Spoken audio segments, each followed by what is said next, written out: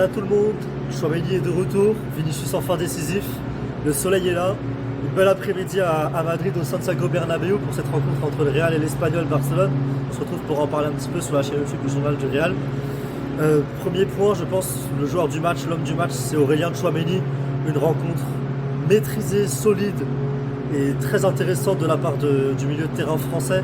Sa passe décisive évidemment et l'action du match, c'est cet extérieur du pied chaloupé et magnifique pour la tête de Militao. Vu du stade, c'était vraiment il y a un arrêt dans le temps, au moment de la passe de Tchouaméni. Le geste est magnifique, que ce soit vu du stade, vu sur les ralentis ensuite, sur Bein. Enfin, vraiment une passe de qualité de la part de Tchouaméni qui offre le deuxième but au Real Madrid. Et au-delà de ça, on est vraiment sur une rencontre complète, une maîtrise totale du milieu de terrain de la part de Tchouaméni, que ce soit à la récupération. Il a gagné 9 duels aujourd'hui, récupéré 9 ballons, réussi 3 tacles.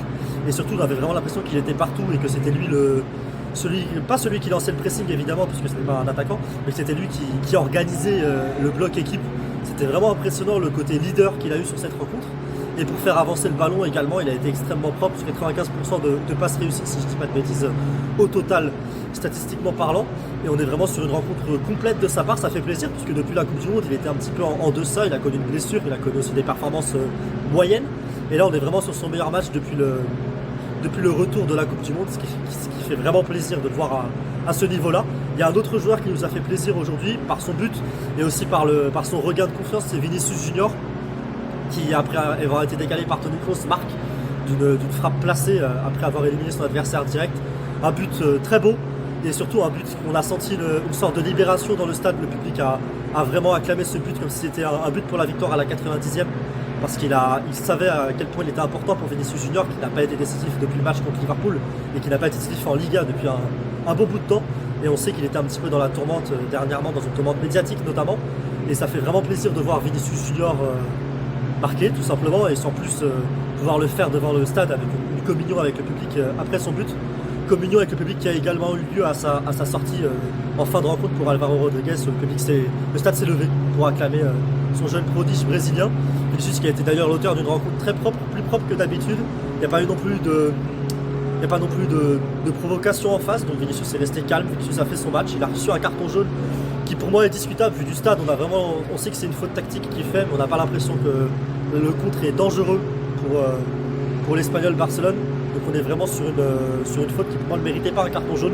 Vinicius l'a reçu, il va falloir faire attention, il a déjà été suspendu une fois cette saison pour accumulation de cartons jaunes, il ne faudrait pas que ça arrive à nouveau. Et au global, on a déjà eu un Real Madrid séduisant, un Real Madrid qui nous a quand même fait peur. Sur l'entame, le but encaissé, un très beau contre, un contre très rapide.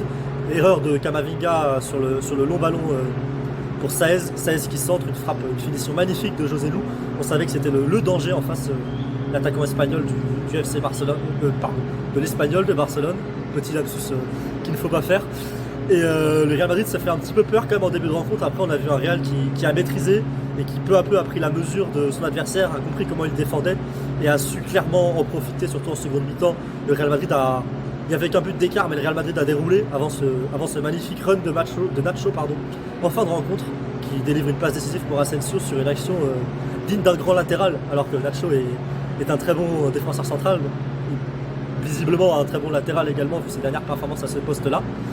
Et le public d'ailleurs a passé la fin de rencontre à chanter Nacho Quédate après cette percée magnifique de l'ex-international espagnol. Et donc une rencontre qui est quand même une rencontre positive pour le Real Madrid, qui a montré tout ce qu'il fallait faire, et surtout qui a à mettre en parallèle avec la défaite à Bournemouth de Liverpool, qui est le prochain adversaire du Real Madrid dans la Ligue des Champions mercredi soir. Donc Liverpool, eux, prépare la rencontre avec une défaite surprise 1-0 à Bournemouth, alors que le Real Madrid a pu dérouler aujourd'hui. Carlo Ancelotti a pu faire tourner autour de la 75e et effectuer ses 4 changements sur la rencontre, et a pu dérouler son plan de jeu tout simplement. Les choses se sont passées quand même sans encombre malgré l'ouverture du score rapide de l'Espagnol. Merci à vous d'avoir regardé cette vidéo. On se retrouve très bientôt sur la chaîne YouTube du journal du Real, et passez une excellente soirée ou une excellente journée en fonction de quand vous regardez cette vidéo. Salut à tous!